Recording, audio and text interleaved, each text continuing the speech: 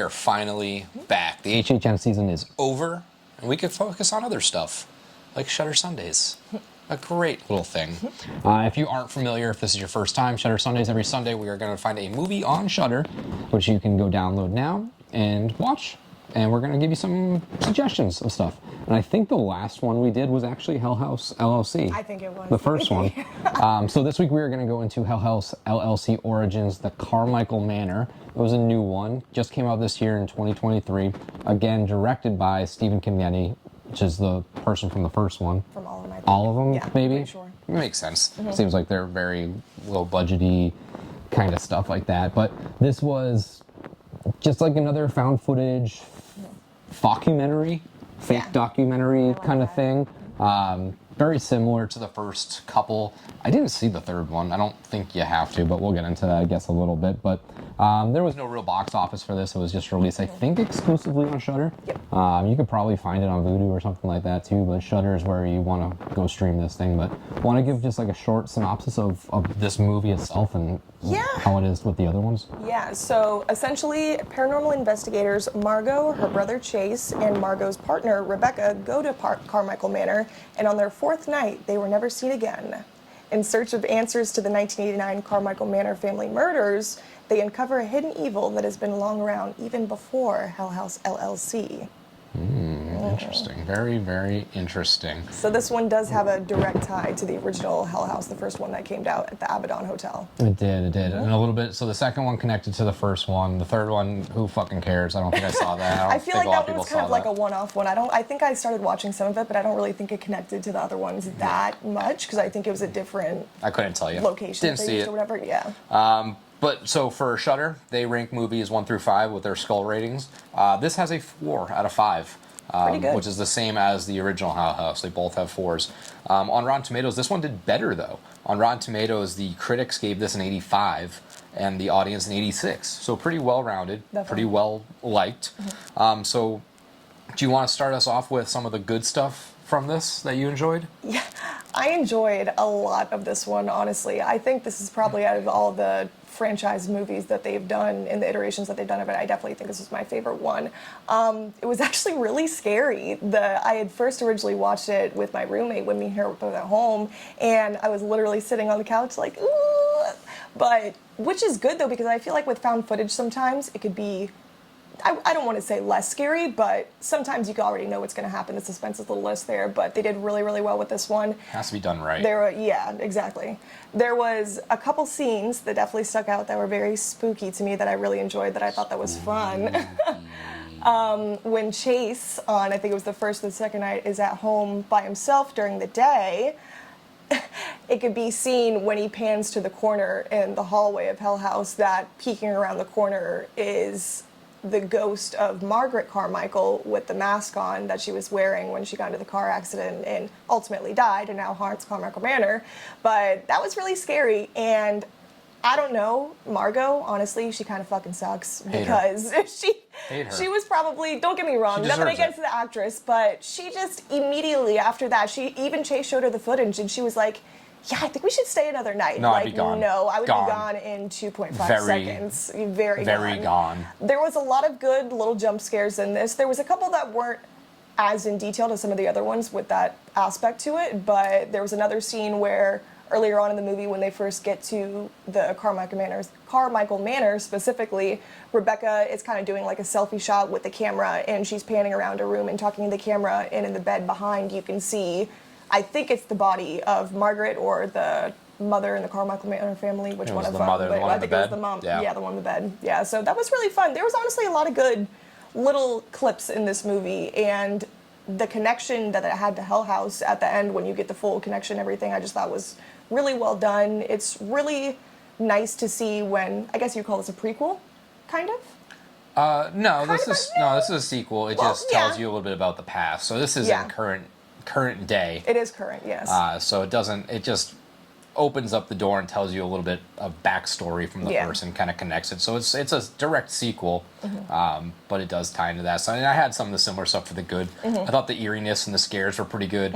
That first one when Chase was home, the girl in the hallway, that was good. So scary. The ball like being tossed out of the closet or whatever, that was pretty good.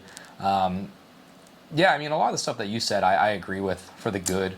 A couple of the stuff you mentioned for the bad, I think I have in the bad. Yeah, there was one more thing too. When they're in the woods trying to leave Carmichael Manor after Chase mysteriously disappears throughout the middle of the night, they run into like these cloaked kind of hooded figures in the middle of the woods, kind of that culty aspect, which you guys know I love that kind of stuff. So that really spooked me too. That was cool. Yeah, I liked that, the wood style stuff, and I guess this is a good time to turn into the bad because I liked some of the wood stuff, but then let's flip it to the bad stuff. Some of the bad stuff, that wood scene in particular was like, just go. I was asking so many times, it's like, just get on the road and walk. Like, just run. Don't even walk. They're like, oh, well, we have like 6 hours of sunlight and like, we're never going to make it. It's like 6 hours? Just run. Even if you're out of shape. Let just it be run. noted that it was like 12 miles that they said that it would have That's been. fine. I could barely run That's fine. a mile. For Oh your my God. life? You'd be getting. Yeah, I guess. For your life? Yeah. No, you can run. If you put it that way. No, you can run. And they saw the cloak people and they're like, I'm going to run back to the house where the car's broken and we know stuff's like going wrong. Like, I'll just take my chances. I'll grab a stick and I'll run towards those cloak people, or I'll just like cut into the woods, run parallel to the street, run back down. Like, just That was the one get me thing the fuck out of there. I had to disagree with you on, because why would you run towards them and not run back? I mean, either way, But you're what's screwed. back? Put You it know that what's way, you're back. screwed. Exactly. At least You know, I back know at the- what's back there. At least back at the manor, you haven't really seen any of the ghosts and shit. Oh no, they saw stuff, Chase and I did, know and what's gonna be there. He's not even there to witness And it I anymore. would have been so. gone. Some of the bad stuff, like you mentioned, a lot of like the tie-ins, and it ties like, oh my god, this was the clown from the first movie. It's like, yeah, no shit, Well, they showed we it knew immediately. It was the clown from the first movie, And then but it previously in the story, Margot's backstory was that she got abducted at a carnival, and she couldn't identify the man, and she just got away, and she feels bad.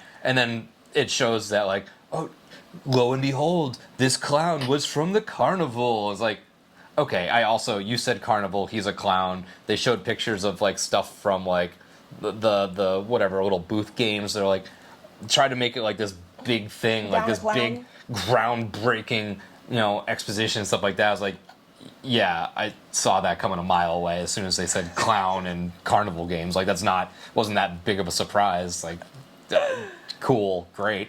The other thing that I really had a problem with, and I can't remember if it was in the first ones or not, but with the clowns, they kind of just like appear and appear in different rooms and turn and move. And that's all well and good, and I love that stuff. But what I do not like is when you show them moving. I don't like that they started like walking down the hallways and stuff like that. I like when it's like it cuts and he's there all of a sudden. Don't have to show me running towards him. Cut back to the guy and then cut back to him like closer. Like, make it so that way I'm not seeing it, because it's like, is he a statue? Is it a person that's just standing still? Like, is it like, I guess it's possessed, which I guess you can make it move, but I just think it's creepier when it's just like it's staring one way, you cut away, you cut back, and he's staring a different direction. I don't want to see the magic happen. I just want to be able to put it together myself, because that's creepier. Not knowing how it's moving and doing the stuff, I think that's creepier, because you come up with all these different ideas in your head versus just showing him like walk. Right. And some of the dialogue, obviously, with like these low-budget found footage stuff is a little cheesy. Chase being like, "No, please, I'm so sorry. I'm sorry. We're leaving. That would've I'm been leaving, me. Mister. I'm so sorry." Don't worry, buddy, I'm getting Checking outta back here. if he's walking. "Oh, I'm still sorry, He's man." like, "Oh, fuck." It's like it reminded me of like any like comedy of a horror movie where like kind of like Scary Movie where the Yes. girl's like running in like slow motion trying to get away from the killer, and the killer's just slowly it's like, you're not trying to be satirical, so don't be. Right. But I mean, that's me nitpicking. That's some stuff that I thought was pretty bad. But what about you? There was one other thing that I wanted to mention too. I know they do these in the other Hell Houses and whatnot too, but I guess you would say the people that are there kind of doing like the journalist like interviews, or like the detectives, like in the mid gaps, like, I get it, the movie's not real, it's not based on a true story or anything like that, but I just feel like that gives it, doesn't, like, not that it gives away, but it just draws away from how good the film is being if you really didn't know. If you didn't have that in there, you would probably think to yourself, I wonder if this is based on a true story or not, just by the way they go about it, I guess. But I feel like having those people in there, kind of like you said, It breaks it's like, it up a lot. yeah, and like I know it's Peaks, not, and then just yeah, and it's not peaks and- supposed to be like satire and kind of funny, but it seems like it is, and I know that's not what they're going for. No. But it's just like the way that they're like, yeah, and Margot and them were never seen again after the fourth Dun, night. It's dun, just so dun. dramatic in how they make it. And that was one of the only things that I don't really like about it. But yeah, I mean, there wasn't really too much that I could pick out specifically that I didn't like because I actually really enjoyed this film. Yeah, well then let's just get into, I guess, top moment. Did you have like a top moment of like what was like the best part of this? It was probably gonna be the part that I didn't like, but... I'm very easily amused, as some of you may know, and I know Nick's not easily as amused I am. But let me tell you, the end of the film, the dramatic music, panning to the picture of Margot with the full Polaroid picture with the clown, the down in the clown in the background, and Andrew Tully in the background at the carnival. Oh my God, it was and you just put and you just put everything together, and I thought it was really fun. It's good that it had a good payoff. I like that it tied into the first one because I did enjoy the first one too. And even if it was a little predictable, like I said, I'm very easily shocked, I guess. Doesn't take much. Doesn't take much. I think my top moment was kind of towards the beginning with Chase, with that first initial That would be the girl other scene creeping for me. around the corner. That That was like when stuff was like, all right, shit's going sideways.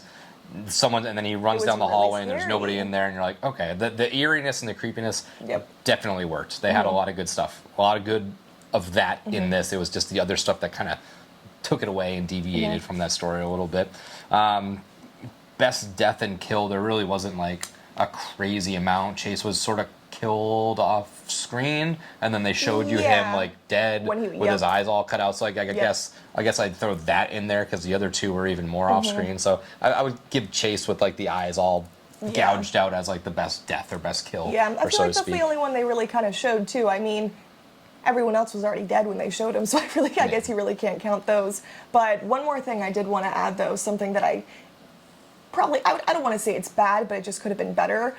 A lot of the makeuping, like the makeup and The special effects design, when you would get close up to some of the shots where they would have, I think it was Rebecca when she was talking to the camera when she was by herself, when Margot went to go find Chase because she thought he was alive, and the background, I think it must have been Margaret or the mother, Carmichael from the Carmichael family, kind of like pops up in focus and then it like freezes on the camera. Like Texas And it's Chainsaw style. Yeah, and the cuts like on her face just looked like someone tried to do Reagan from The Exorcist with the cuts on their face, but just did it with like something I could have done basically, which is not very well. So special effects weren't that great, but all around I Low still enjoyed budget, it. It found was footage. just yeah. This is what it is. So let's get into our ratings then. Our fear and beer ratings, if you aren't familiar, again, our fear ratings are 1 through 5, how scary the film was, and beer 1 through 5, how much you enjoyed this film. So fear rating, how scary was this for you, 1 through 5? I gave this a 4. I rated this pretty high. Like I said, the first time I watched it with my roommate, second time I watched it with Nick getting ready for this, and both times I knew what was even coming the second time, and I was still like hiding behind on the couch a little bit. I was like, this is scary, and I feel like I haven't been scared like that in a while from a horror movie. So Yeah, I'll give this a 3.5. Okay. We're pretty close. I do like found footage stuff. I'm a big fan of that stuff. We've talked about that before when we did one of our other Shudder Sundays. It was Deadstream. Deadstream. Which I didn't really like as much, but I do like the found footage stuff, this, Paranormal Activity, Quarantine, stuff like that. So 3.5. They typically, I feel like it's easier with the found footage because you can do those just like really slow, drawn out, like silent shots, and it's just kind of builds. I think that's easier than like coming up with these complex, scary things. So maybe it's cheap, but it works and it's an effective way to kind of get me on my edge of the seat. So 3.5 for my fear rating. My beer rating, how much I enjoyed this, I'll give it a 3. Thought I was like right in the middle. It's fine. I don't think it's terrible by any means. I think I enjoyed it better than the second one. Not as much as the first one, and the third one I have not seen, and maybe sometime down the road we'll give that a watch at some point. A little hell housed out right now, but yeah, that 3 is fine. It's perfectly okay. How about you how much did you enjoy this? Your beer rating? 4s straight across the board for me. Okay. I also gave this a 4. Like I said previously, I really enjoyed this. I thought it was scary. I thought it was fun. Like I said too, I really like the connection to the original Hell House. This other than the first one, I would probably say this is up there for me for probably being my favorite. I think it took over for that first one, just because I like seeing all those connections and different little Easter eggs that they put into this one. Like, there's one scene I forgot to mention as well that was pretty fun. I think it was Catherine, was her name? Catherine Carmichael? When she was playing the piano in the room, she was like, oh, I found this sheet music in my brother's crap that the people that he works with left. Yeah, who knew there was going to be the same music as the other one? Yeah, And who she knew? started playing the song, and it was the same tune that when they first bought Hell House. Who fucking that knew? did. Who saw that coming? Not you, apparently. So that was fun too. I like that. Yeah. Well, I think that wraps it up for Hell House LLC Origins, the Carmichael Manor. It's a tongue twister. That's it for Shudder Sundays this week. If you have a movie that you want us to check out on Shudder, leave it in the comments below. Always remember, like and subscribe. Follow us on the podcast page, and we'll see you next time.